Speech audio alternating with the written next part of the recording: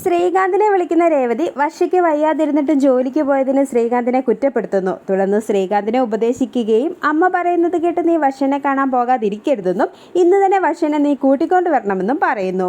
പിന്നീട് ശ്രുതിനെ വിളിക്കുന്ന നവീൻ എത്രയും പെട്ടെന്ന് പണം തന്നില്ലെങ്കിൽ ഞാൻ നിന്റെ ഭർത്താവിൻ്റെ വീട്ടിൽ വന്ന് സത്യങ്ങളെല്ലാം പറയുമെന്ന് പറഞ്ഞ് ഭീഷണിപ്പെടുത്തുന്നതോടെ 2 ദിവസത്തിനകം 5 ലക്ഷം രൂപ തരാമെന്ന് ശ്രുതി പറയുന്നു.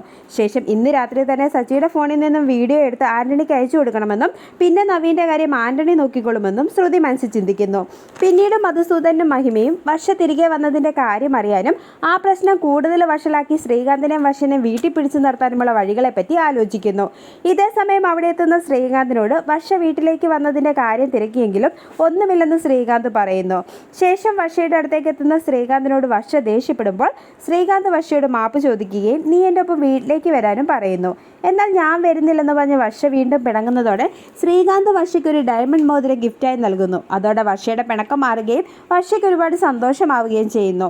പിന്നീട് തിരികെ വീട്ടിലേക്ക് പോകാനിറങ്ങുന്ന ശ്രീകാന്തിനെയും വർഷനെയും മധുസൂദനും മഹിമയും തടയാൻ ശ്രമിച്ചെങ്കിലും ഇരുവരും പോകുന്നതോടെ മഹിമയ്ക്കും മധുസൂദനും ആകെ നിരാശയാവുന്നു.